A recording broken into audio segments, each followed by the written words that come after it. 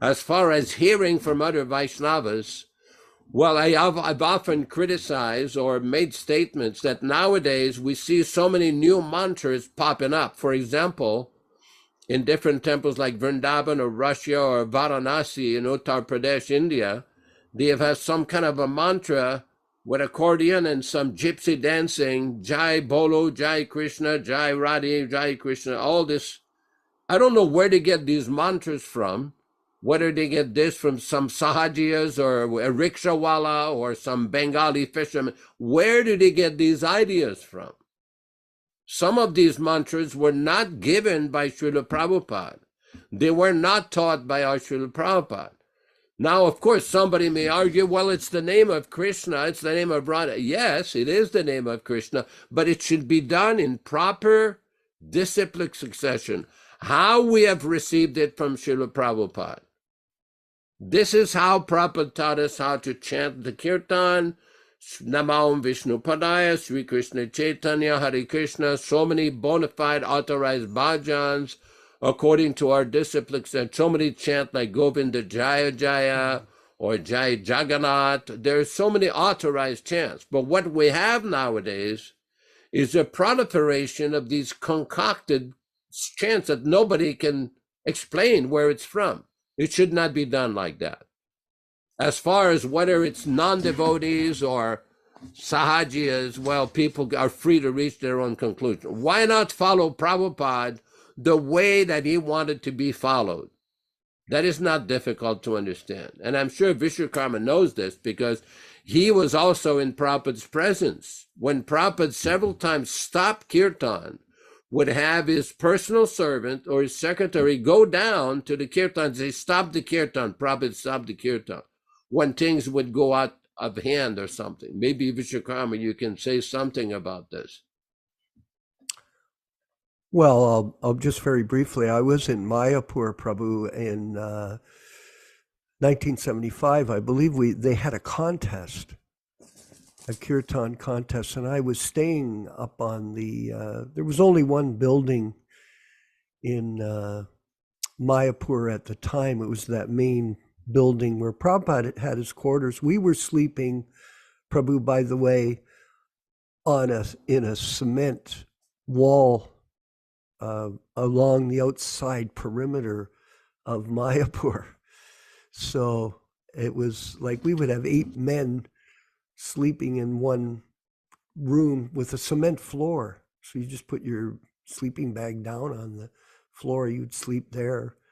But I was up in the building, and on the second floor, I wasn't participating in the contest.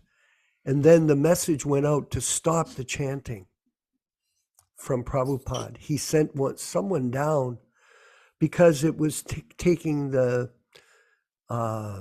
sort of direction of Sahajiya chanting, like this. For example,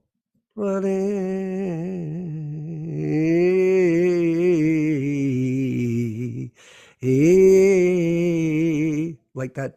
Kishano. They changed the words from Rama to Ramo and all kinds of. Prabhupada did not like that. He was quite strict in dealing with his disciples. Some people say, well, you should never chastise. Do you think that Prabhupada never chastised people?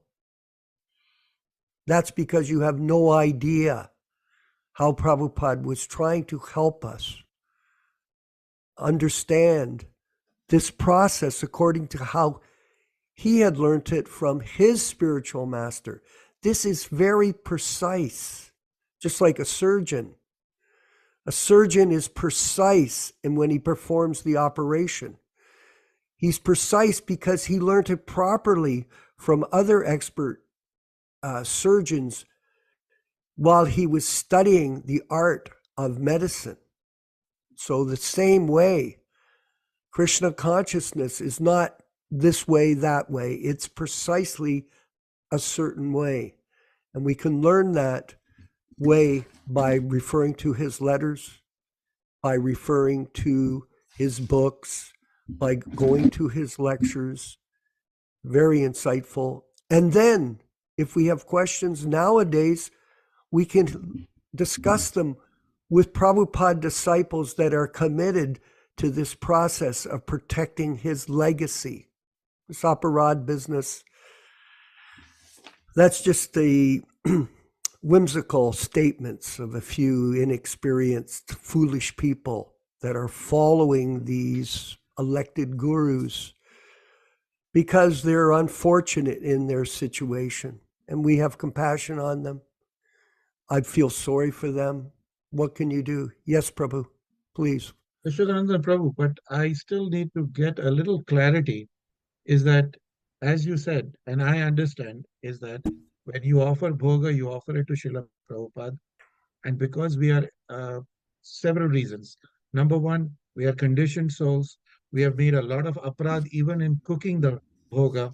So Prabhupada will rectify it and take it to his spiritual master, and his spiritual master will take it to his, and that is how it reaches Krishna. Yeah. Now, if I am a disciple of a fake guru, and I am in the same understanding that I am going to offer it to my fake guru, spiritual master, who will take it to Srila Prabhupada, because obviously in modern day ISKCON, I cannot approach Srila Prabhupada directly. I have to go through them. But because there is a disconnect, will Srila Prabhupada accept the bhoga offering which is brought to him by this fake guru? Because number 3 offense of chanting the Mahamantra is not following your spiritual master's instructions. So I don't care who you are. You may be chanting 18 rounds, 64 rounds, who cares? But as long as you're not following the Guru Parampara, you are committing the number 3 offense. It's number 3 offense of the 10 offenses. So my bhoga is not becoming prasad, and my chanting is not reaching Krishna. I may get some benefit, but I'm not getting the full potency of the benefit, like how Prabhupada says, do not hear this mantra from non-devotees as much as you would not touch milk touched by a serpent. Well, you've answered your own question. I mean, I couldn't state it better, because in Sanskrit it's called Guror Avagnya, to disobey the order of the Acharya. We have no instruction from Srila Prabhupada anywhere during his manifested presence, I'm referring here, that he said to change the entire way of offering prasadam, to change the entire way of offering artik, or even to change the whole process of initiation like the way they have done. They claim they have some instruction, but that instruction is simply speculation and interpretation. They don't have any record of factual statement from Prabhupada where he said to introduce the system they've introduced. And this is the problem. The reason this schism is there is because they concocted these things out of personal ambition. This issue was raised by Prabhupada himself in a letter in the mid-1970s. And Prabhupada says, I have personal experience how that many persons have interpreted the words of Guru Maharaj for personal sense gratification. And Prabhupada says, I'm always afraid of this great crack. The persons in this movement that were responsible for preventing this great crack from happening are the very persons who introduce all this nonsense. So, I mean, as far as going whether they are non-devotees, let's say that I'm not going to go and publicly say they are non-devotees, they may be devotees, but it's obviously that there are many deviated devotees, or sahaja devotees, or devotees who do not correctly understand the philosophy of Krishna consciousness and the parampara system.